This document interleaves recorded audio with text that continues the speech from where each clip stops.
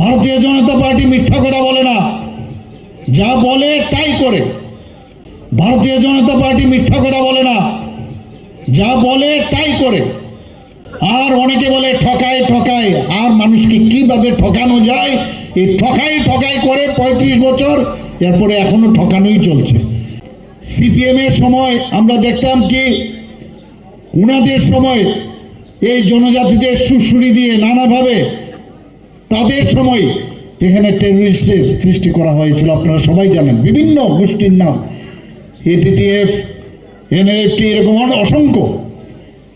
এবং এই জায়গার মধ্যে আপনারা জানেন, আমাকে বলছিলেন জেনারেল সেক্রেটারি মহোদয়, এখানেও নৃশংসভাবে কত জনজাতি গোষ্ঠীর লোকদের কিভাবে নৃশংসভাবে মারা হয়েছে সবাই জানে। এখানে হত্যা করা হয়েছিল। সমস্ত ত্রিপুরার মধ্যে একটা অশান্তির পরিবেশ সৃষ্টি করা হয়েছিল। 1980 দাঙ্গা আপনারা নিশ্চয়ই ভুলে যাননি। অনেকে বলছে প্রায় 3000 জাতি জনজাতি খুন হয়েছে 80 দাঙ্গায়। একটা দেশ, একটা রাজ্য যদি উন্নয়ন করতে হয়, প্রথমে দরকার হচ্ছে তার শান্তি। শান্তির পরিবেশ যদি না থাকে তাহলে কোনো অবস্থায় উন্নয়ন হবে না। আজকে 28টা রাজ্যের মধ্যে ত্রিপুরাতে আমরা এক শান্তি দিক দিয়ে যদি ল অ্যান্ড অর্ডারের সিচুয়েশন আমরা দেখি, আমরা নিচের দিক থেকে এখন 3 নম্বরে রয়েছে বন্ধুগণ। কিছুদিন আগে আমাদের ডিজিপি সাহেব সাংবাদিক সম্মেলনে উনি বলছিলেন 20 বছরের মধ্যে একটা ইতিহাস রয়েছে।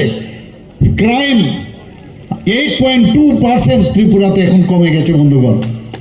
একের পরে আজকে নীতি আয়োগ ত্রিপুরাকে কি বলছে যে ফ্রন্ট রানার স্টেট হিসাবে ডিক্লেয়ার করেছে।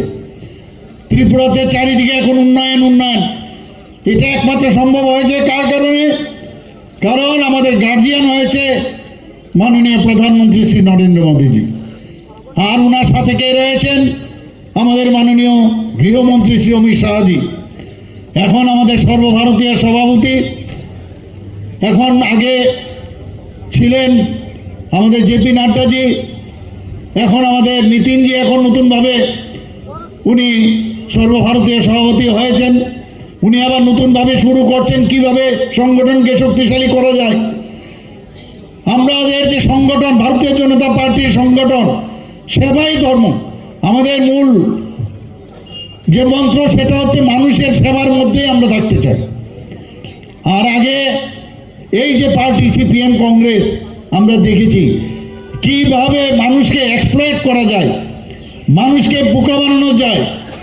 আর অনেকে বলে ঠকায় ঠকায়, আর মানুষকে কিভাবে ঠকানো যায় এই ঠকাই ঠকাই করে 35 বছর, এরপরে এখনো ঠকানোই চলছে। এর বিস্তারিত আলোচনা করেছেন আমার পূর্ববর্তী বক্তারা। ভারতীয় জনতা পার্টি মিথ্যা কথা বলে না, যা বলে তাই করে।